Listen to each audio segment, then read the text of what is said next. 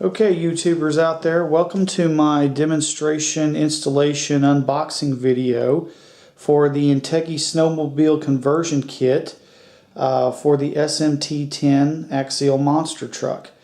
I had looked at these off and on for several months and was hoping to find a video that would describe how they are installed and how they work, and not having any luck having done that, decided that once I took the plunge to buy my own setup that I'd go ahead and do a video and put it out there for others to take a look at and potentially do this conversion on their own SMT10s. Just a quick word before we get started, just as so you understand what kind of rig we're working on.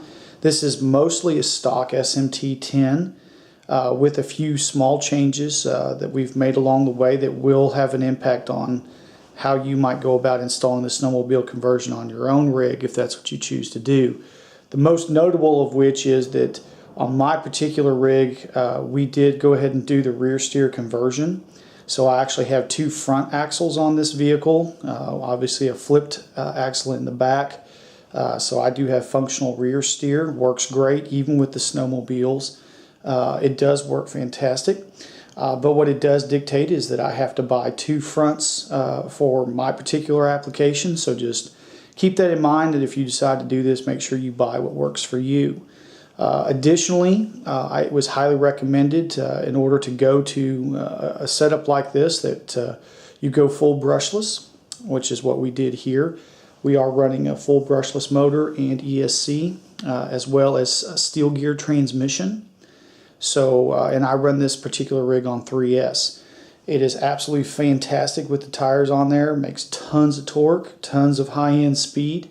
And those are things that you're going to need with the snowmobile conversion, because it does require quite a bit of power. It eats a little bit of battery to run these because of the parasitic drag that's involved in using this particular setup.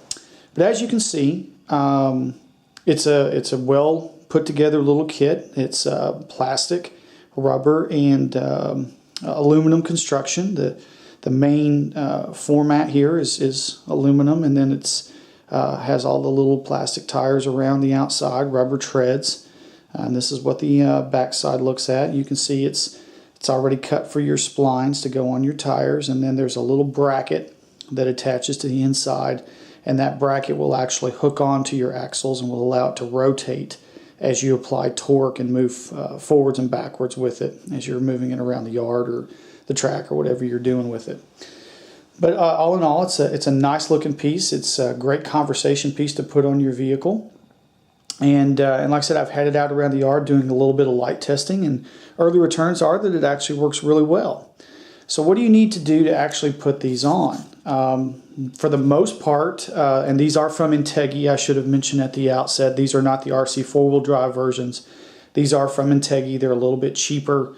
And for something like this that was purely experimental, I really wanted to go with something that was a little bit easier on the wallet going in.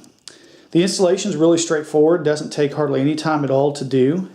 So I've got one axle off here just so that you can kind of take a look at what is involved in the install itself. And as I said at the outset, it's relatively simple and straightforward with how you do it. The kit comes with a replacement piece here that you can see, this little shiny piece that sits right on top of the knuckle. You'll need to install those, and you'll need to, as you remove your tires, you'll also want to look at this little, let's see if I can get her in focus.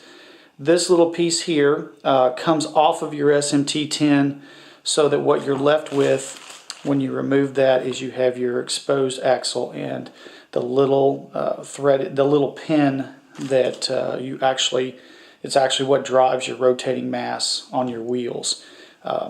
As noted at the beginning, this piece here is actually machined in, so that little pin sits right there in the little machined slot that sits on there, and then the little bracket you bolt on sits right on top of that new little piece that you installed. Another thing of note is the actual barrel that you have that mounts the wheel nut onto the tread is actually machined too small for a standard 7mm socket. So Integy solves that problem by including this little socket piece here that does fit down in the barrel and will allow you to screw your nut on. So it is a scenario where it looks like they kind of thought of all the ins and outs of how this works. And like I said, having installed them already on the vehicle, I can tell you the install is very simple. It's very straightforward. It just takes a matter of about 5 minutes per tread to swap your tires off and put those on. So I'm going to flash through here real quick and install one, and then just kind of do a walk around and show you what it looks like. The installation is complete. I went ahead and I slid that third one back on and cinched it all down, so it's good to go. I just jacked the rig up just enough to show you at home how it looks with it on there and how everything works. As you can see, both the front and rear steering are working just fine, and you can see that the thing spools up real nice and works forward and reverse just